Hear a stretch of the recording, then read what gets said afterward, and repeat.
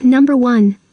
Charley Brewster Ross was just 4 years old in 1874, living in Germantown, a well-to-do neighborhood in Philadelphia, with his mother and father, who worked as a dry goods merchant. One day in late June of that year, Charley and his 6-year-old brother, Walter, were passing the time playing outside in their front yard, when they made the acquaintance of 2 men passing by in a horse and buggy. The 2 mysterious men took their time developing a relationship with the boys, spending around 4 days befriending Charley and Walter, earning their trust by chatting with them and giving them candy, according to the Library of Congress blog. Then, on July 1, 1874, the unidentified men made their move, offering to drive the boys to the store to purchase fireworks and candy, in anticipation of the upcoming July 4th celebrations. The boys agreed, climbing into the wagon of their own accord. The men then drove to a nearby shop, where they handed Walter 25 cents to purchase the fireworks. Walter happily jumped out of the cart, and while he was inside,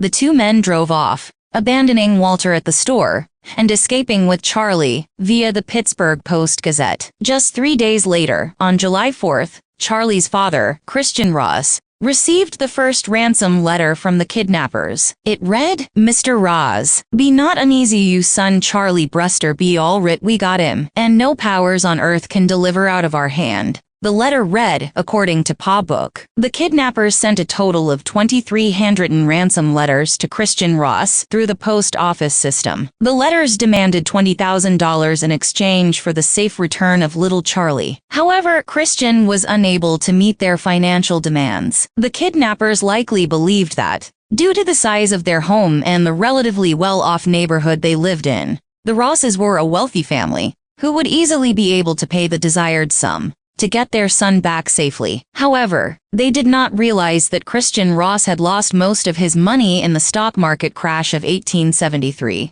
and was therefore unable to pay the ransom. Instead, Ross got the police involved. The sensational story quickly made national news, and thanks to the extensive media coverage, soon the whole country was looking for Charley Ross. Over 700,000 circulars were distributed bearing Charley's image, and in the first year, over 600 supposed sightings of the boy were reported, according to PBS. However, not a single one proved to be authentic. No real developments were made in the case until December of 1874, when the police were involved in a shootout with 2 burglars in Brooklyn, New York. Joseph Douglas and William Mosher were both fatally shot while breaking into a home in Bay Ridge. Mosher was killed instantly, but it took 2 hours for Douglas to succumb to his wounds. As he was bleeding out, he made a shocking confession. They were the ones responsible for abducting Charley. "It's no use lying now. Mosher and I stole Charley Ross," Douglas allegedly told the police, according to People. However, this deathbed confession still did not solve the mystery of what happened to Charley. Douglas claimed that Mosher, who was already dead, was the only person who knew the whereabouts of the child, and with the 2 men involved now deceased, the police had no leads left. Following the Douglas confession, police went after Mosher's brother-in-law, William Westervolt. While they believed he was also involved in the kidnapping of Charley Ross, the jury was not convinced due to a lack of evidence tying him to the crime. He was found guilty of conspiracy and sentenced to 6 years in prison. But the trial produced no new clues about Charley's current location, according to the Library of Congress blog. Despite the many dead ends, the Ross family never stopped searching for their missing child. In total, the family spent over $60,000 to try to find Charley over the course of their lives. In 1876, Christian Ross even published a book about the ordeal, entitled The Father's Story of Charley Ross, the Kidnapped Child. He reinvested all of the proceeds from the book's sale back into the search for his son, only to keep turning up empty-handed. Christian Ross died in 1897 without ever finding the answers he wanted, although Walter and other family members continued to receive messages from men claiming to be his long-lost brother, well into middle age. In 1939, a carpenter named Gustav Blair came forward claiming to be the real Charley Ross. He told authorities that his earliest childhood memories involved being hidden away in a cave, and alleged he had even been told as a child that his parents were not his real parents, and that he had been the victim of a kidnapping. According to the Library of Congress blog, 60 years after the initial kidnapping, the case went to trial, and following just 8 minutes of deliberation, the jury delivered a verdict in Blair's favor via the Evening Star. The Maricopa County Superior Court legally determined that Blair's true identity was Charley Ross. However, the Ross family did not agree with the ruling. Although Blair made attempts to contact the Ross family and even legally changed his name to Charley Ross, they never accepted his claim that he was really their missing relative. "I have been ignored by Walter and other members of my family, despite the fact that they know my claims were justified. My wife and I sacrificed our home and in some instances have gone hungry to prove my birthright," he told the Evening Star in 1939. However, the family insisted that Blair was just another one of many impostors, and to this day, the true mystery of what really happened to Charley Ross has never been definitively solved. Number 2. September of 1934 was a busy month. 1 million textile workers went on strike in the United States on the 1st. Evangeline Booth was the first woman to be elected General of the Salvation Army on the 3rd. On the 5th, the 8th Nuremberg Rally opened in Nazi Germany. On September 19th, the same day that Bruno Hauptmann was arrested for the kidnapping and murder of Charles Lindbergh's infant son, Dorothy Ann Distelhurst vanished in Nashville, Tennessee. Dorothy Ann was the 6-year-old daughter of Alfred Edgar and Ruby Distelhurst. Edgar had been married previously to Amanda Furux Distelhurst, with whom he had one child, Alfred Edgar Distelhurst Jr. The family lived in New York until 1925, when Amanda died. Edgar married Ruby sometime afterwards. She gave birth to Dorothy in 1928, and Martha Jane in 1930. The Distelhursts were a family of modest means, settling in East Nashville after having lived in Texas and Georgia. By 1934, Alfred Jr. had run away from home and was living in Florida. September 19th would have seemed like a normal Wednesday. Edgar went to work at the publishing house at which he was employed as Ruby saw Dorothy Ann off to her kindergarten class. Dressed in a blue and white checkered dress, the little girl carried with her a pink lunch pail and her schoolbooks. As the day began, none of them knew that their normalcy was nearing an end. It was the last time the Distelhursts would see little Dorothy Ann alive. Dorothy Ann attended school that day, and when class was dismissed, she began her walk home. Somewhere between school and the 2 to 3 blocks to her house, Dorothy Ann vanished. When her daughter was late returning home, Ruby called the police. Initial searches by the local authorities proved fruitless, the only gains being the increased fears and dread of the Distelhurst family. Amid the stranglehold of the Great Depression that racked the United States in the 1930s, a crime wave erupted in the years 33-34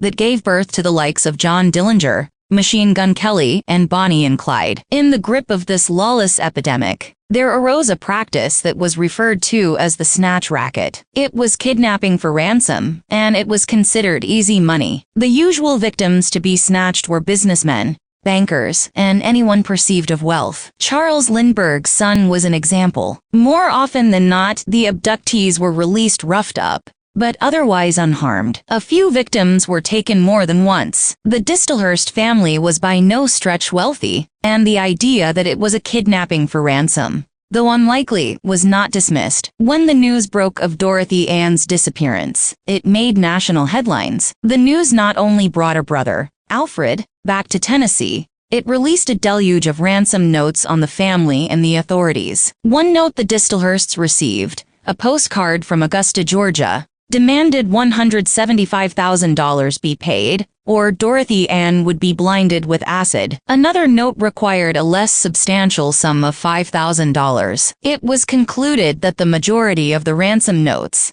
if not all, were the work of opportunists and were largely discredited. While the police questioned known sex offenders, volunteers gathered to join the search for the little girl. In 2017, metropolitan Nashville's population was estimated at 667,560, according to the 1930 census. The population was 153,866. In 1934, the city was ripe with undeveloped land. East Nashville, and Davidson County as a whole, was much less populated and looking for a missing child, whether kidnapped or lost, was even more of a challenge to finding the correct needle in a stack of needles. The city, and the nation, was on the alert and on the hunt. But Dorothy Ann Distelhurst had seemingly disappeared off the face of the earth. Her family's heartache would be compounded soon enough. In November, Edgar Distelhurst was in New York to meet Alfred Otto Wagner. Wagner was the author of the $5,000 ransom note. It wouldn't take long to determine that Wagner was a fraud. The man had never visited Nashville, and would soon be brought up on extortion charges. While they're dealing with the con artist, Mr. Distelhurst received the news that his daughter had been found. On November 13th, 2 employees of the Davidson County Tuberculosis Hospital were digging flower beds in a secluded corner of the grounds. As they worked under 2 inches of earth, they discovered the decomposed body of a little girl. Shrubbery had shielded the shallow resting place from the casual eye. The hospital was located in Inglewood, a neighborhood located north of East Nashville. About 3 yards from the grave were discovered a blue and white checkered dress, schoolbooks, and a pink lunch pail. The body exhibited blunt force trauma, the left side of her skull bludgeoned by a hammer or similar instrument. In addition to decomposition hindering identification, the child's face had been disfigured by what the medical examiner, Herman Spitz, determined was acid. A rag was stuffed into her mouth, and it was theorized the body had been stored for several weeks before burial. There were no signs of rape the pathologist could determine. Dr. Spitz requested the help of Dr. Leonard F. Pogue, Dorothy Ann's dentist, in identifying the remains. After examining the teeth, they concluded it was, without a doubt, the remains of Dorothy Ann Distelhurst. Newspapers of the time reported that the hunt for the killer was relentless, but with no definitive clues, no witnesses, and no leads, the investigation hit a wall. A week after Dorothy Ann's remains were discovered, an iron spike, entangled with traces of hair, was found 25 feet from the gravesite. It was speculated to be the murder weapon, yet it led nowhere and to no one. Theories circulated as to who killed Dorothy Ann Distelhurst and why, but no theory came to fact. Was it a crime of opportunity? Was Dorothy Ann in the wrong place at the wrong time when the wrong person happened by? Was it premeditated? Was the murderer someone who saw her on a regular basis walking to and from school? Was it a stranger or a relative, a neighbor or a drifter? The police were confident it was a local person, since a stranger was unlikely to be familiar with the more secluded areas of the hospital. Everything to who and why was speculation. Dorothy Ann's funeral service was held at Belmont Methodist Church, and she was laid to rest in Woodlawn Cemetery on November 16, 1934. Her father passed away in 1972. Her sister, Martha Jane, in 1973. Her half-brother Alfred Jr. gave his life in service to his country during World War II. Her mother, Ruby, died in 1985. Her family was left with many mysteries. The identity of her killer and the motive lingered. The Distelhurst family had to live with the dreams of what Dorothy Ann's life could have been, had it not been extinguished so young. They were robbed of Dorothy Ann, the daughter and sister. The world was stolen, the wife, the mother, the grandmother she could have become, robbed of the heights she could have achieved. The Distelhurst family lived with more mysteries, more unanswered questions than they had a right to endure. Everyone involved, from Dorothy Ann's parents to the police to the FBI to family and friends, all of them had to live with the nagging thought that maybe at least one discarded postcard was legitimate. Number 3. 19-year-old Douglas Mueller was born on January 5, 1958, and grew up in Arizona with his parents, Lawrence and Beverly, and his 3 siblings, Dennis, Randy, and Lisa. While in high school, Douglas played both football and basketball, before graduating and attending classes at Scottsdale Community College. While focusing on college, Douglas also held a job at the Whiting Brothers gas station chain, working at the 7360 East McDowell Road location in Mesa, Arizona. On the evening of March 15, 1977, Douglas worked his scheduled shift at the gas station, but never returned home. It is unclear if Douglas went anywhere after he left work. But the next day, his family received a strange call at home. The unidentified person on the other line ordered the family to visit a specific payphone, located in a Scottsdale parking lot. Once they made the drive from Mesa to Scottsdale and arrived at the payphone,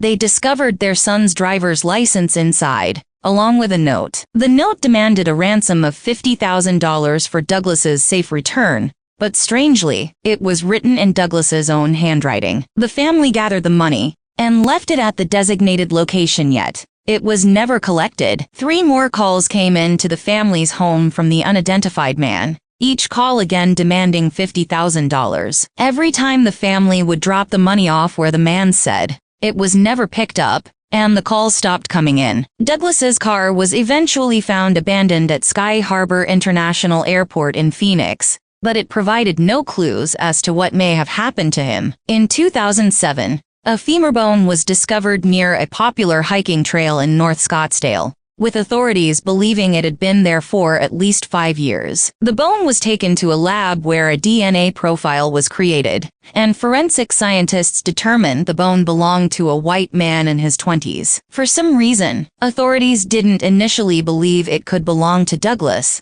as they determined he would be 49 years old in 2007, and the bone belonged to a 20-year-old. But, as we know, Douglas went missing at 19 years old, basically putting him in the appropriate age range. In July of 2008, learning that Douglas's parents were still alive, they collected DNA from Lawrence and Beverly to test against the DNA profile of the bone. They determined that it was a match. The femur bone belonged to Douglas Mueller. Believing that there was no way the bone could have been left out in the elements for 30 years, due to the condition it was in, police believe that the body has been buried underground before being dug up, and the bone scattered, sometime within the prior 1 to 5 years. The case was later reclassified as a homicide, but it has since gone cold. The man who phoned into the family still remains unidentified, but it seems clear that he had involvement in what happened to Douglas, as Douglas's driver's license and a note in his handwriting were left behind at the payphone. In 2008, investigators were talking about searching the surrounding areas for the rest of Douglas's remains, but it doesn't appear to be an update about their findings. Number 4.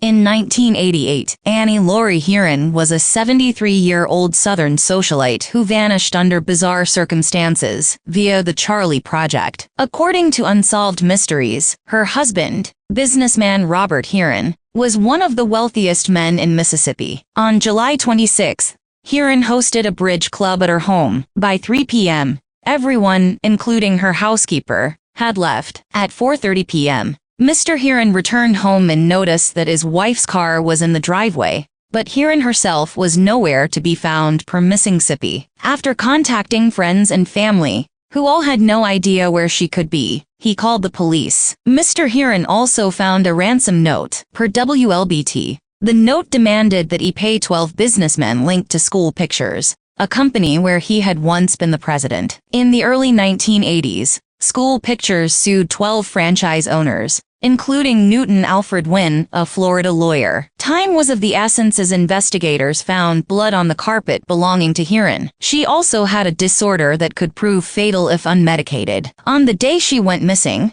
witnesses stated that they had seen a white van with Florida license plates. Mr. Hearin then held a press conference where he begged for his wife's return. Unsolved Mysteries Wiki reports that shortly after, he received a letter from Hearin, postmarked from Atlanta. It told him to do what the kidnappers asked for and to save her. According to the Charley Project, Robert Hearin mailed $1 million to the 12 franchise owners listed in the ransom note, including Wynn. After Hearin's disappearance was featured on an episode of Unsolved Mysteries, an anonymous caller told investigators to keep looking into Wynn. Per Mississippi, he was arrested in March of 1989. It was found that Wynn had purchased a van that matched the description of the one seen in Hearin's neighborhood, the day she disappeared only weeks earlier. Moreover, 2 witnesses reported seeing him near the Hearin home shortly before the kidnapping. WLBT states that Wynn had also asked his paralegal to make up an alibi for him for the day of the kidnapping. Perhaps even more damning, he allegedly asked an ex-girlfriend to fly from Florida to Atlanta,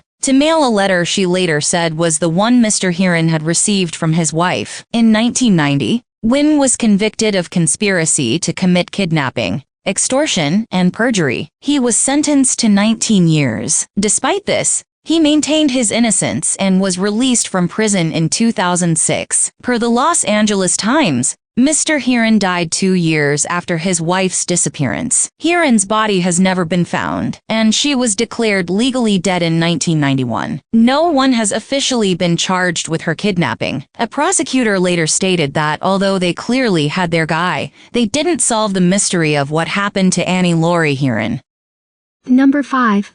An unidentified intruder broke into the Handa family's residence on Magellan Road in West Fairfield, California, during the evening of August 23, 1984. The suspect abducted Clark from his ground-floor bedroom, where the child was asleep. He shared the room with 5 other family members. When Clark's mother went in the next morning, she found the window by Clark's bunk bed wide open and her son missing. A ransom note was left on Clark's bed, instructing his family to meet the kidnappers at a rendezvous point and exchange $25,000 for the child. Clark's loved ones complied with the note's demands, but the kidnappers never showed up at the meeting spot, and Clark has never been heard from again. In April 2016, Michael Anthony Blas Fejerang was charged with Clark's abduction and murder. A photo of him is posted with this case summary. He was serving a 26-year-to-life sentence for 4 felony child molestation cases from 1981,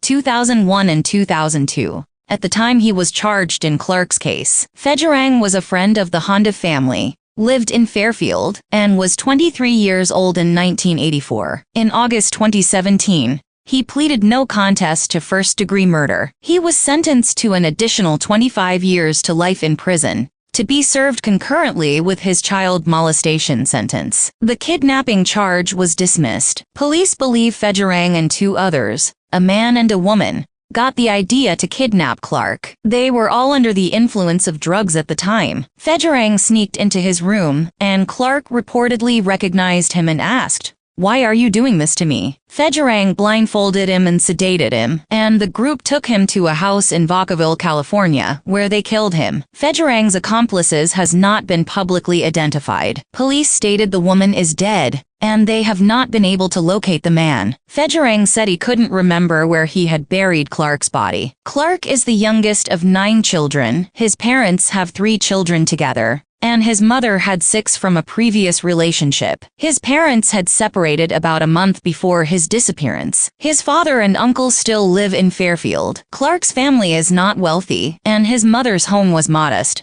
which makes him an unusual target for a ransom abduction. Foul play is suspected in his case due to the circumstances involved.